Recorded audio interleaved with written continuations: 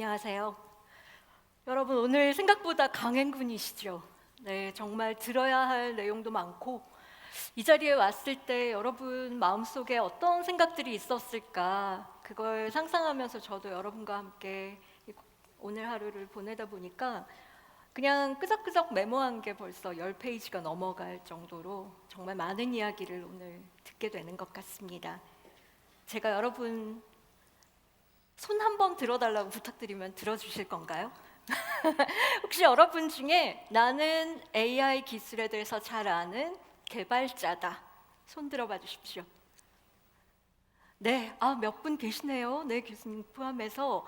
네, 그럼 지금 손을 들지 않은 대부분의 분들은 아마 사용자 입장에서 AI가 궁금해서 오신 분들이 아닐까 생각합니다.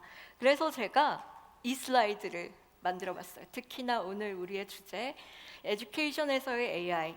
이게 뭔지에 대해서는 앞서 말씀 주셨던 여러 연사님들께서 아마 이렇게 요모조모 짚어가면서 설명을 해주셨으니까 아마 여러분 어느 정도 이렇게 머릿속에 그림이 그려지셨을 줄 압니다. 자, 이제 여러분 오늘 참석하셨고 또 내일 워크숍까지 들으시고 나면 가셔서 우리 조직에 AI를 적용할 수 있겠다, 자신 있다. 손 들어봐 주십시오. 네, 그러실 것 같아서 제가 오늘 작지만 이 세션 여러분이 뭔가 엄두가 나게끔 도와드리는 시간을 조금 가져보려고 합니다. AI in Education 이라는 용어를 제가 가끔씩 쓰는 생성형 이미지 AI Firefly라고 하는 어도비의 AI 서비스가 있습니다. 여기에다 물어봤어요. 그랬더니 굉장히 두렵게 만드는 이상한 그림들과 함께 그나마 겨우 하나 건질 수 있었던 그림이 이 그림이었습니다. 여러분 이런 모습을 상상하고 계신가요 지금? 어떠세요? 글쎄요, 이 스피치가 끝나고 난 후에 여러분 생각이 저와 함께 어떻게 바뀌셨는지 한번 짚어보는 게 오늘의 관전 포인트십니다.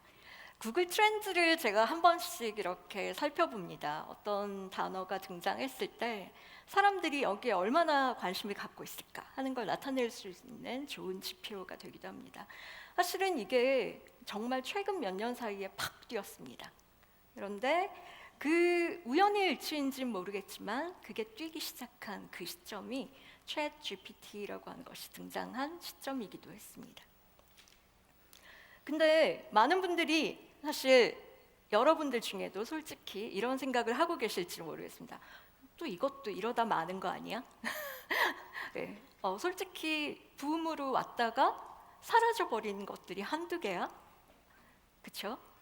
근데 제가 아마도 이번에는 그렇지 않을 겁니다. 여러분, AI는 교육에 어떻게 적용해야 할지 제대로 한번 짚어보셔야 합니다라는 말씀을 먼저 드리고 싶습니다.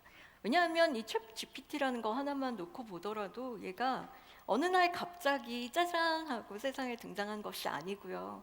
굉장히 오랜 시간을 거쳐서 만들어지고 다듬어지고 또 아까 우리 이경정 교수님께서 말씀 주신 대로 지극히 미숙한 존재였던 것에서 지금의 모습으로 변모되어 온 굉장히 긴 히스토리가 있습니다.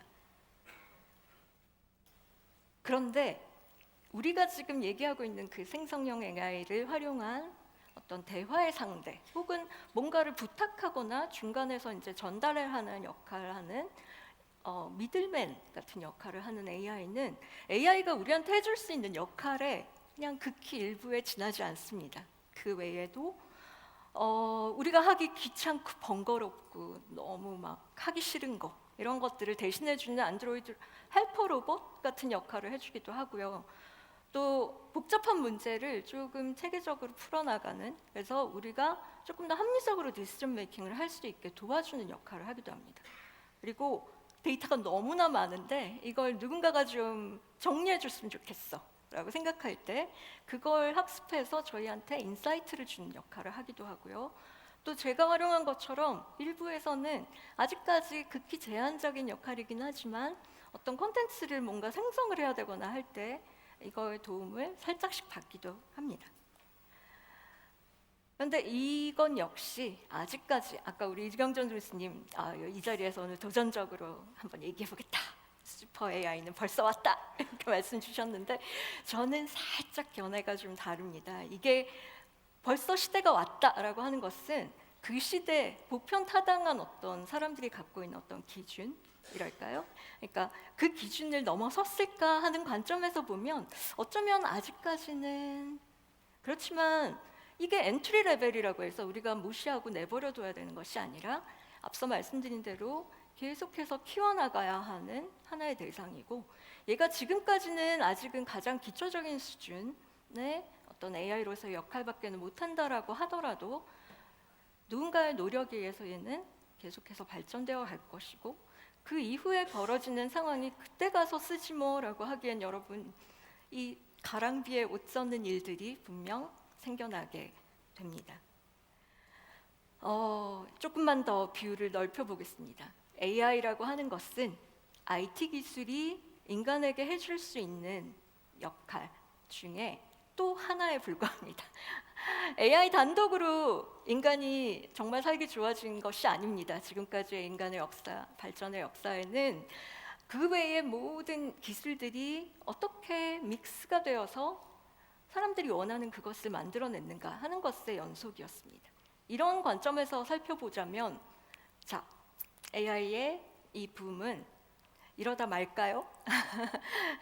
게다가 이게 처음에는 스마트 디바이스 뭐 이런 것들 차원에서 우리도 지금도 스마트폰을 들고 뭔가 하는 일에 그칠지 모르겠지만 이것이 곧 지금 이미 자동차는 그 정도의 스마트함을 가지고 거리를 돌아다니고 있고요.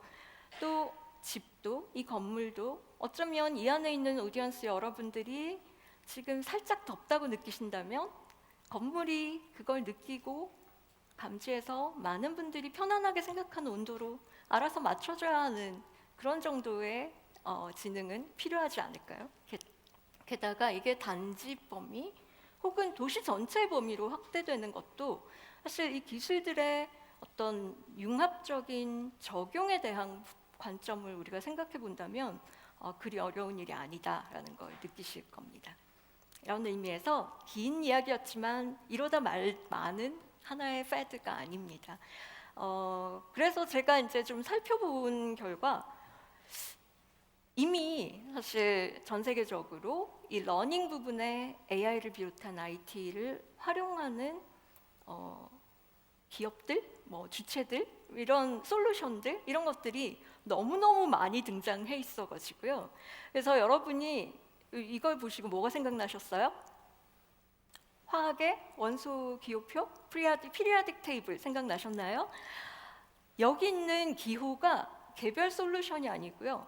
어떤 특정 카테고리를 의미하는 기호들입니다. 그럼 이거 하나를 클릭하시면 그 안에 보시면 매일매일 새롭게 등장했다가 사라져가는 온갖 솔루션들의 목록이 이렇게 빼곡하게 들어있고 이게 이제 처음에 딱 들어가면 전체가 나오는데 제가 하이어 에듀케이션만 딱 골라서 선택한 카테고리도 이 정도로 많이 나오고 얘가 매일매일 새로운 게 들어갔다 나갔다 하는 일들이 이미 벌어질 정도의 이게 오픈소스로 만들어진 텍사노미 분류 체계이다 보니까 그렇게 매일 업그레이드 되어가고 있습니다. 그중에 이미 성공적으로 알려지기 시작한 그런 스타트업들도 무진장 많이 있습니다.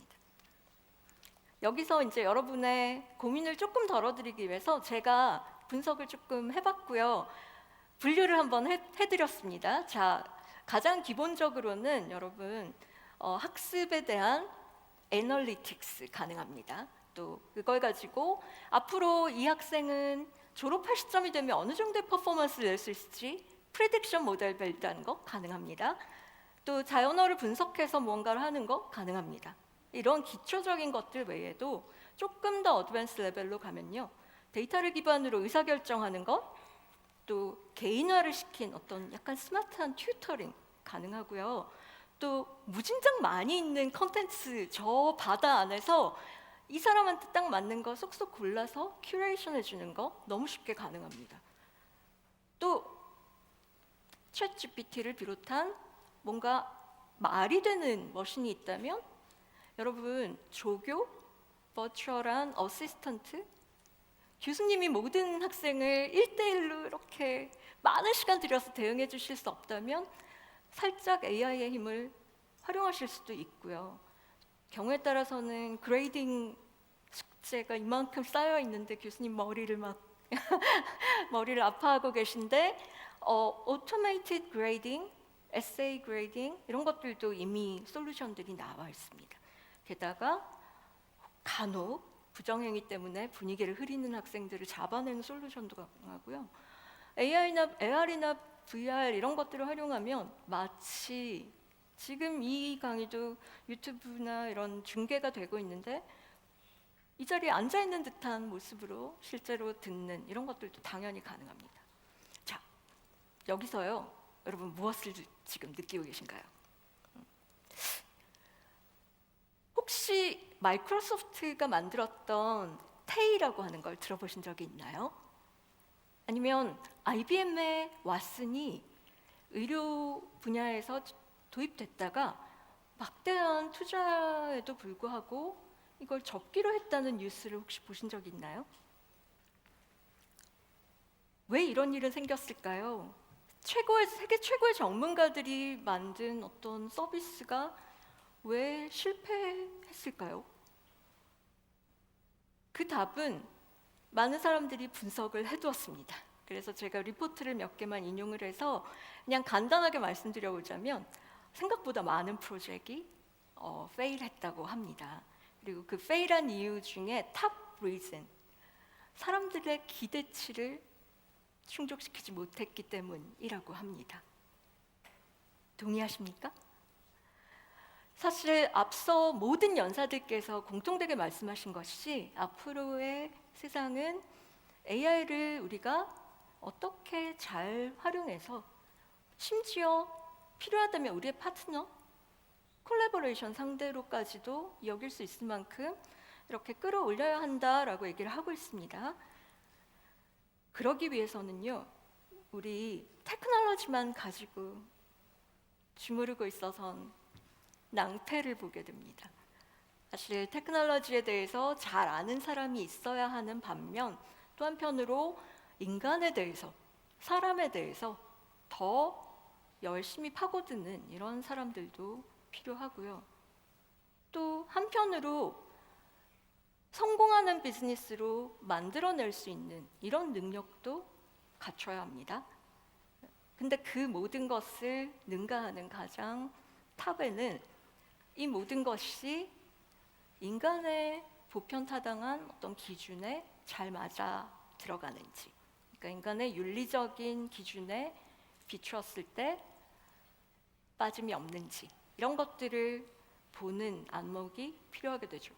제가 여기에 노란 글씨로 뭔가 복잡한 말을 막 써놨습니다. 그런데 여러분 이 말이 하나하나가 뭐냐 하는 것이 중요하다기보다는 이 네 가지의 컴포넌트가 잘 균형을 이루는 그런 AI, 이게 필요하다라고 하는 것이 제가 오늘 말씀드리고 싶은 포인트고요.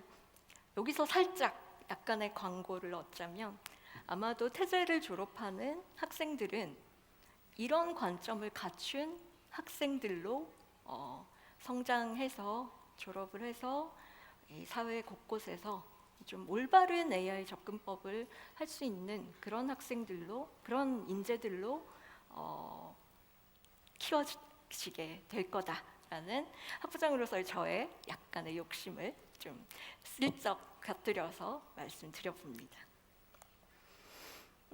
이 관점의 변화는요, 사실 AI 기술을 하는 사람들 입장에서는 굉장히 큰 변화였습니다. 그걸 이제 어떤 사람들은 세컨 코페르니칸 레볼루션, 그러니까 코페르니쿠스가 그 이전까지 지구가 세상의 중심이라고 여겼던 많은 사람들한테 아니야, 사실 우리는 태양을 중심으로 돌고 있는 하나의 행성에 지나지 않아라고 하는 이야기를 과감하게 했던 것과 별반 다를 바가 없는 그 정도의 관점 변화라는 거였습니다.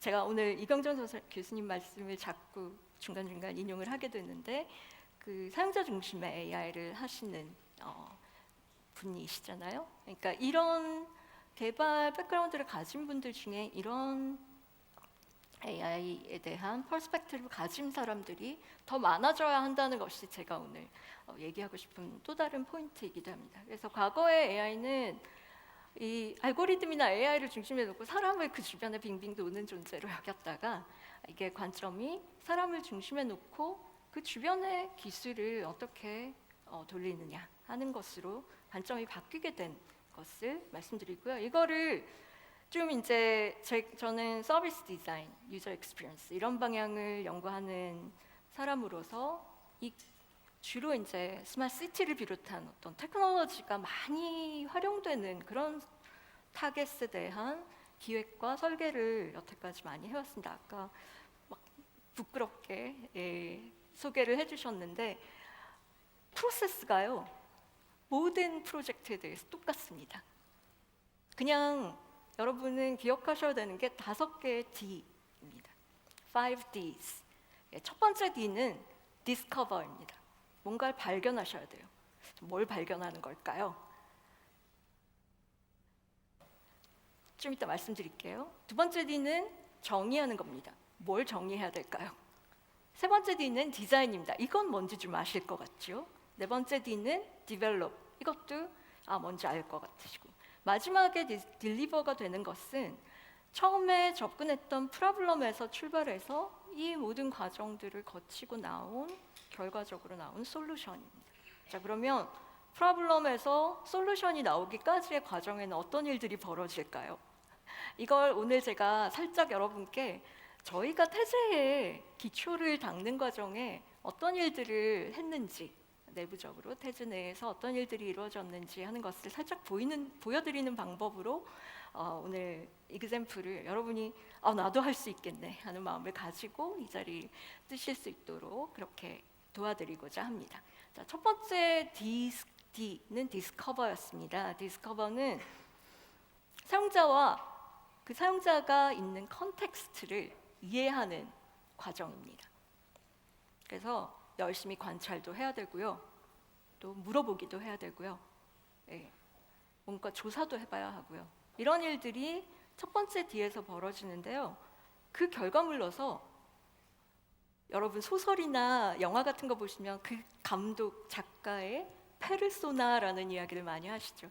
이게 약간의 가상의 인물입니다. 사용자. 우리가 대상으로 하는 어떤 사용자. 이 자리에 태제대학교 학생들이 좀 와 있는데 이 학생들을 저희는 어떤 모델로 직접 그때는 학생들이 없었으니까요. 그래서 만나기 전에 우리 학생들은 어떤 학생들일까 하는 것을 모델로 만든 페르소나라고 하는 과정을 거쳤습니다. 두 번째 D는 Define입니다. 정의를 하는데 무엇을 정의하느냐? 정확히 얘기하면 문제를 정의합니다.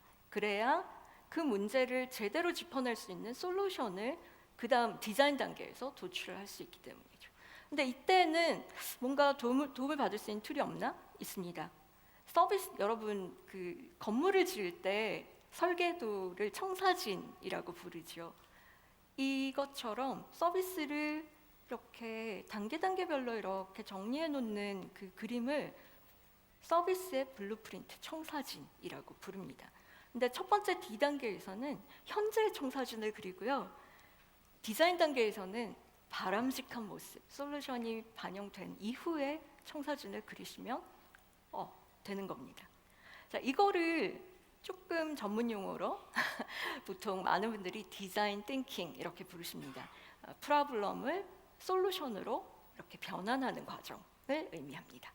서비스 디자인의 과정을 이제 하나의 그 메타포를, 하나의 이제 비유, 은유를 가지고 설명을 하는데 많은 분들이 극장 메타포로 하면 잘 맞는다라고 했는데 오늘 제가 여기 오면서 극장으로 하지 않고 이 포럼을 메타포로 말씀드려봐야겠구나 하고 생각을 했습니다. 여러분 이렇게 이 자리에 오시기까지 갑자기 여기에 짜잔 하고 앉아 계신 거 아니잖아요. 그 이전에 어떤 과정을 거쳐서 여기까지 오셨는지 하는 그 과정이 분명 있으실 거고요. 저는 여러분을 오늘 이 자리에서 처음 만났지만 여러분을 만나기 전까지 여러분은 어떤 분들일까 하는 것을 머릿속에 그리면서 이 발표를 준비를 했습니다. 자, 그렇다면 저는 여러분의 페르소나를 머리에 그리고서 이 발표를 준비를 했고요. 그래서 맨 처음에 제가 여쭤본 게 여러분 중에 개발자가 많으신가요? 아니면 AI의 사용자가 많으신가요? 하고 질문했던 것이 바로 그 문제에 연결이 됩니다. 저는 그래서 확인을 했어요. 아, 사용자가 내가 생각한 것처럼 사용자가 많으시구나 라고 하는 걸 확인했습니다. 그 다음에 여러분이 여기에 오시기까지 뭔가 어떤 채널을 통해서 뭔가 광고를 접하고 예약도 하셨죠. 이런 접점에 해당하는 것들을 서비스 디자인에서는 터치 포인트라고 부릅니다. 이 터치 포인트는 굉장히 다양하게 많이 제공될 수도 있고요. 일반적으로 잘 이스태블리시된 그런 조직들은 이 터치 포인트의 개수가 생각보다 굉장히 많이 있습니다. 그리고 커스터머들은 어떤 흐름을 가지고 경험을 쌓아가는데 그 경험 흐름 자체를 여정이라고 부릅니다. 커스터머의 저니라고 부르고요. 여기서 이제 그 다음 문제가 있습니다. 여러분이 오늘 이 자리에서 접한 많은 분들은 이 준비하는 과정을 생각하면 빙산의 일각에 지나지 않겠죠. 물론 앞에서 저처럼 이렇게 무대에 올라와서 무언가를 하는 사람도 있지만 사실 저 칸막이 너머에 지금 카메라와 이 오디오를 다 봐주시는 스태프분들 계시고요. 또 이 방 바깥에도 여러분 여기까지 걸어오시는 동안에 중간중간에 만났던 까만 옷 입은 태즈의 티셔츠 입은 많은 분들이 이 과정을 서포트하고 있는 분들입니다. 그러니까 이 모든 과정들은 이 서비스 디자인의 하나하나씩의 레이어로 작용을 한 거죠. 자, 그럼 여러분 떠오르셨습니까? 아, 그럼 우리 조직에는 터치포인트가 뭐고 우리가 타겟으로 한 유저는 누구고 저니는 어떻게 되겠구나, 프런트는 누구고 백엔드는 누구고 서포트는 누구겠구나 하는 것들 좀 떠오르시나요? 네. 태즈에서는요 일단 세 부류의 페르소나를 정의를 하고 이 과정을 전개했습니다. 물론 가장 중요한 학생들, 그렇지만 학생들뿐만 아니라 패컬티 그리고 또 스태프 멤버들. 근데 태제에서는 앞서 말씀드린 솔루션을 만들어내는 사람들이라는 의미로 총장님께서 그 스태프 멤버들의 잡 타이틀을 솔루션 디자이너라고 명명을 하셨습니다. 그래서 솔루션 디자이너들, 이 사람들은 어떤 행동을 하고 어떤 동기를 가지고 있고 뭘 고통스러워하는지, 또 삶의 가치는 무엇인지, 또 이 사람들이 움직이는 컨텍스트는 어떤지 하는 것들을 이해하기 위해서 멤버들이 모여서 포스트잇을 하나하나 붙여가면서 이렇게 의논을 하게 되는 거죠. 그런 다음에는 이 사람의 일생이라고 하면 너무 거창한가요? 태제 안에서 이 사람이 처음 태제에 대해서 알게 되는 그 바로 어웨어의 순간부터 실제 지원을 하고 또 뽑히고 평가를 거쳐가는 그 모든 과정들을 쭉 정말 말 그대로 여정으로 이렇게 늘어놓습니다. 그러면 거기에 유저 엑스라는 무엇인지, 프론트, 백엔드, 서포트가 무엇인지를 우리는 내부적으로 차근차근 전개해 나갈 수가 있는 거죠. 그런데 여기서 정말 더 중요한 것은 우리가 비록 이 사람들과 대면해서 인터뷰를 하거나 이런 과정은 아직까지는 거치지 못했다 할지라도 이 사람이 2단계를 거치면서 이 사람은 어떤 이모셔널 리스폰스를 보이게 될까 하는 것들을 논의를 하게 됩니다. 그걸 짐작을 함으로 해서 어디가 문제가 될지를 짚어내는 데에 굉장히 효율적으로 활용이 되는 거죠. 그 다음은 터치포인트입니다. 태제대학교만 하더라도 굉장히 많은 종류의 터치포인트들이 있습니다. 홈페이지를 비롯해서 퍼블릭에 열려있는 조만간 오픈될 메타버스 캠퍼스, 또 어떤 내부적으로만 사용되는 인트라넷에 해당하는 포탈들, 애플리케이션들 다양하게 많습니다. 근데 이제 이걸 AI 파워드 오거나이제이션으로 태제를 바꿔가는 과정에 저희가 했던 관점은 여기에 무언가를 연결하거나 얹었을 때 이것이 얼마나 더 지능화되고 스마트화가 될 수 있을 것인가 하는 부분을 추가로 고민하는 노력이었죠. 이 정도로 하게 되면 여러분 생각보다 좀 쉽게 느껴지지 않으시나요? 그렇죠? 이걸 아까 말씀드린 유저 전이 맵과 이제 한번 싱크를 이렇게 맞춰보도록 하겠습니다. 스티브라고 하는 뉴 패컬티가 있습니다. 이 뉴 패컬티가 태제에 대해서 알게 되고 그걸 어플라이를 하고 그 과정에 이 뉴 패컬티는 지원을 하고 나서 태제로부터 너 합격이야 라고 연락을 받기 때까지 굉장히 뭔가 긴 기다림의 시간이 아마 있을 겁니다. 그 시간 동안 만약 어떤 버추얼 어시스턴트가 있다면 이 사람이 태제에다가 이메일로 이렇게 물어보기까지는 할까 말까 하고 마음을 졸이면서 아니 너무 좀 퇴근하는 것처럼 보이려나? 물어보지 말까? 이런 고민의 순간을 굳이 거치지 않더라도 이 버추얼 어시스턴트가 있으면 지금 어떻게 돼가고 있는지 알려줄 수 있어? 라고 조금 더 편안하게 물어볼 수도 있지 않을까요? 그 외에도 이 사람이 자칫하면 좀 실망하고 좌절할 수 있는 어떤 순간에도 어쩌면 이 버추얼 어시스턴트는 조금 더 친절하게 이 사람에게 상황에 맞춰서 대응해 줄 수 있는 방법도 있을지 모릅니다. 게다가 어떤 이 사람이 어느 순간에 어떤 방식으로 대응을 해주면 훨씬 더 기뻐할 거야 라고 하는 식의 시뮬레이션 같은 것들도 내부적으로는 가능하게 될 수 있을 거고요. 왜냐하면 만드는 사람들이 우리가 이런 반응을 해주면 패컬티 후보자들은 뭐라고 얘기할까? 무엇을 궁금해할까? 하는 것들을 이 어시스턴트한테 물어볼 수도 있을 겁니다. 이런 것들이 이 과정에 문제와 그걸 대응하는 솔루션을 도출하는 과정에 내부적으로 벌어지게 되는 일들이고요. 실제로 조금 더 전개를 하자면 캔버스, 여러분 그림을 그리는 이 화판을 캔버스라고 부르잖아요. 이 서비스 디자인을 할 때도 이런 캔버스를 쫙 펼쳐놓고 우리의 생각을 머릿속에만 가둬두는 것이 아니라 이렇게 펼쳐서 꺼내놓고 여기에 포스트잇 색깔은 A라는 사람이 답변한 거, B라는 사람이 답변한 거 이런 식으로 답변한 사람이 어떻게 달라지는지 하는 걸 나타낼 수도 있는 그런 하나의 표식이 될 수도 있습니다. 어쨌든 여기서 우리가 할 수 있는 많은 것들이 있는데요. 타겟 오디언스가 누군지, 그들은 어떤 문제를 갖고 어떤 필요를 느끼는지, 또 이때 우리가 주목한 비즈니스 아웃컴은 무엇인지, 또 사용자들은 어떤 베네핏을 얻을 수 있는 건지, 그걸 종합했을 때 우리가 만들고자 하는 솔루션들은 구체적으로 얘기하면 무엇인지, 예를 들면 이름 같은 걸 여기서 같이 고민해 볼 수도 있습니다. 이 버추얼 어시스턴트의 이름을 전개한 과정에 후보가 3가지가 있습니다. 여러분은 어느 게 제일 좋으신지 한번 보세요. 태제.in, 인텔리전스죠. 태제인, 인은 우리말로는 사람이란 뜻이니까 어쩌면 태제인, 괜찮지 않을까요?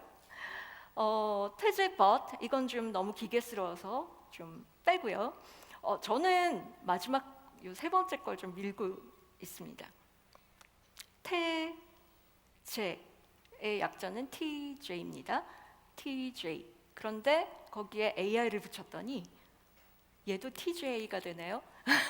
네, 모르겠습니다. 어떤 이름이 궁극적으로 선택이 될지 아직까지 우리가 이 여정에 겨우 이제 출발점에 있는 상황이다 보니 결론적으로 무엇이 선택돼서 어떤 방식으로 이 어시스턴트가 구축될지는 아직까지는 저도 잘 모르겠습니다. 다만 조금 더 좋은 이름들을 이런 식으로 콜라보레이티브하게 발견해 나가는 것, 이런 것들이 저희가 내부적으로 지금 하고 있는 노력이고요. 여기에는 사실 앞서서도 제가 잠깐 말씀드렸습니다만 이 모든 것들이 이루어지는 과정에 아직까지 태제에 학생이 없는 상황, 패컬티도 아직까지 없는 상황, 많은 부분들을 우리가 가정을 하고 넘어가야 하는 경우가 많았습니다. 그래서 저희가 이런 일들을 했어요.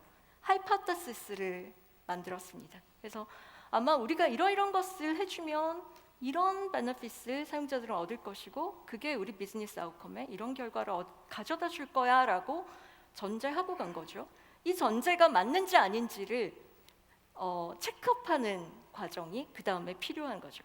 경우에 따라서는 우리가 최소한의 노력을 들여서 하는 방법을 찾아야 할 수도 있습니다. 그 중에 하나가 예를 들면 학생 그룹을 몇 분 지금 초대를 해서 우리가 생각한 그 가정이 맞았었는지 하는 걸 확인하는 절차 같은 것이 될 수가 있겠죠.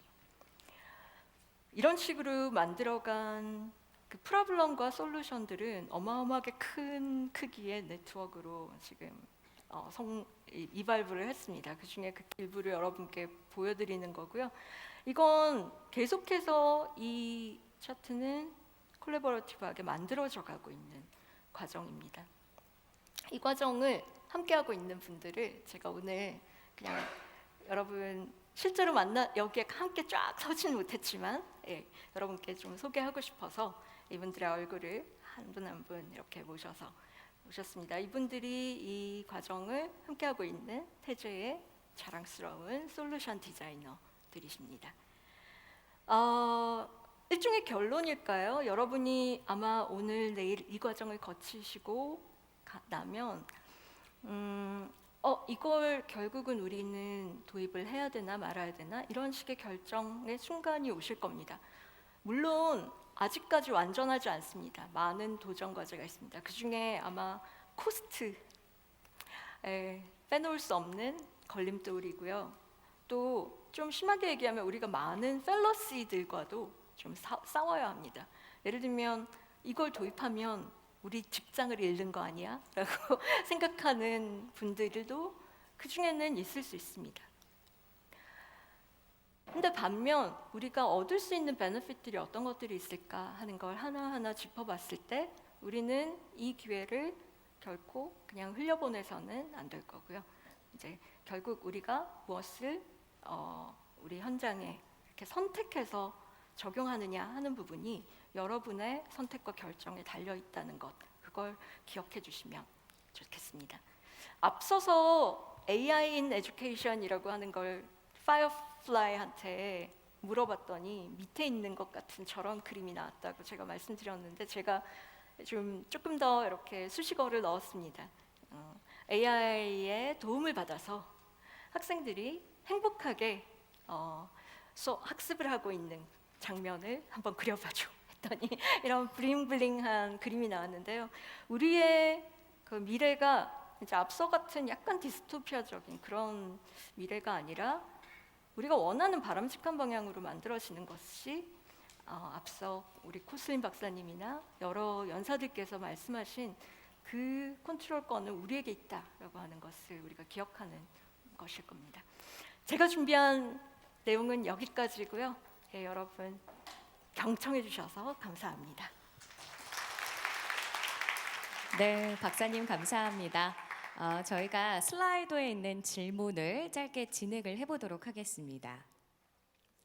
자, 도덕성은 주관적인 것이라 AI에 접목시키기가 참으로 어려운 것 같은데요. AI의 도덕적 윤리를 최소한이라도 포함하게 하는 데에는 어떤 기술 발전이 필요할까요? 글쎄요. 아까 이경정 교수님 답변이 저는 좀 마음에 들었습니다. 그러니까 이건 인간의 영역인 것 같습니다. 그러니까 인간 세상에도 나쁜 마음 먹고 나쁜 짓 하는 사람들을 우리가 막을 수 있는 뾰족한 방법이 없듯이 이 AI라고 하는 도구를 나쁜 마음을 먹고 나쁘게 활용하려고 하는 사람들을 그대로 자연스럽게 내버려둬서 방치해서는 아무 방법이 없습니다.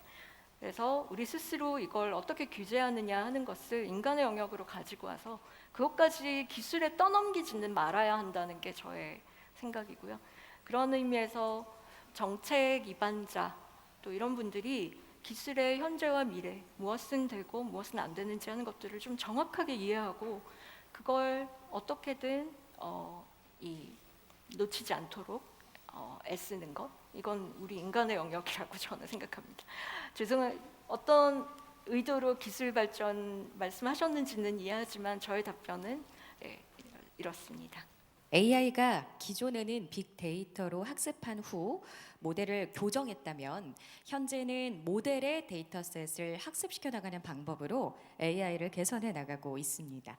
말씀하셨던 페르소나가 어떤 데이터셋을 쓸지를 결정한다고 생각합니다. 이런 경우에 페르소나를 만들 때 정확한 페르소나를 만드는 방법이 있을까요? 데이터 기반으로 페르소나를 만드는 접근법이 있습니다. 페르소나 자체도 그냥 가상으로 이렇게 만드는 방법이 이제 좀 하이포테시스에 근거한 조금 린한 접근법이라고 할 수 있고요. 조금 더 클래식하게 제대로 만들어가는 방법은 사용자에 관한 데이터를 먼저 샘플링해서 수집한 다음에 그 사용자들을 데이터 기반으로 그룹핑을 해서 이 그룹에는 이러이러한 좀 뭐랄까 이렇게 눈에 띄는 그룹이 있구나라는 식으로 그렇게 발견해 나가는 이런 접근법이 있습니다. 결국 AI 교육에서 중요한 것은 인간에 대한 이해인 것 같습니다. 그런데 인문학적인 공부와 데이터, AI의 기술적인 공부를 모두 완벽하게 하기에는 정말 어려울 것 같습니다. 태제의 DSAI 학부는 두 부분의 비중을 어떻게 두고 있나요? 영업 비밀인가요? 네, 비중이라고 말하고 싶지는 않고요. 이것이 태제가 전공이라고 하는 것이 이렇게 딱딱하게 다른 데처럼 이렇게 학과를 딱 정해놓고 그 학과 안에서 사람을 뽑는 것이 아니라 우리 베스 학부장이 맡고 계시는 인문 혁신 기초 학부라고 하는 전공이 따로 정해지지 않은 상태에서 사람들을 뽑고 그 사람들이 실제로 과목들을 들어가는 과정에 심지어는 졸업한 시점에 나는 내 전공은 이거야라고 디클레어할 수도 있는 이런 방법을 저희는 채택하고 있습니다. 그래서 어찌 보면 뭐랄까요, 이렇게 그냥 특정 분야에만 뾰족하게 잘하는 이런 사람들은 여타 다른 대학들이 잘 키워내 주실 거라고 생각합니다. 태제를 졸업한 사람들은 이렇게 M 혹은 콤, 빛 이런 모양의 좀 여러 분야에 이렇게 두루두루 정통한 사람들 이런 사람들을 뽑고자 하고 태제의 모든 교육 과정은 사실 그에 맞춰서 구성이 되어 있습니다. 학생의 발전 가능성 등을 인공지능이 예측 가능하도록 하면 그 적중률이 높아질수록 사람들은 인공지능을 신뢰하고 그것에 의존할 것으로 예상합니다. 이러한 인공지능에 대한 절대적인 신뢰도 향상 자체가 인류 평균의 비판적, 창의적 사고력을 저해하진 않을까요? 그리고 학교 밖의 공간에서의 교육은 어떨지도 궁금하다고 하셨습니다. 학교 밖 공간에서의 교육과 학교 안에서의 교육이 태제의 경우는 그 경계가 그렇게 의미가 있지 않습니다. 태제는 캠퍼스의 바운더리가 없는 대학이어서 일반적인 그냥 뭐 이야기를 먼저 말씀드리자면 사실 이런 뭐랄까요, 인간의 비판적 창의적 사고가 AI를 활용하는 데 있어서 대전제가 되어야 한다라고 하는 앞서 여러 연사분들의 의견에 저도 100% 공감합니다. 그렇다 보니까 학생의 어떤 미래를 AI가 예측한다라고 하는 것이 아까 프리딕션 모델로 이용 가능합니다라고 제가 소개를 드리긴 했지만 만약에 어디선가 그거에 대해서 100% 의존을 해가지고 어떤 학생의 미래를 뭐 AI로 하여금 결정하게 만든다고 하면 저 쫓아가서 여러분을 말릴 생각입니다. 모든 의사결정의 궁극의 주체는 인간이 되어야 하고요. 그걸 여러분 이 자리에서 일어나시는 순간 AI의 활용의 주체도 또 AI를 평가하는 주체도 또 AI를 가지고 뭔가 해야 되냐 말아야 되냐 하는 걸 결정하는 주체도 인간이라는 걸 기억하시고 갔으면 좋겠습니다. 네, 박사님 좋은 말씀 감사드립니다. 감사합니다. 박수 부탁드립니다.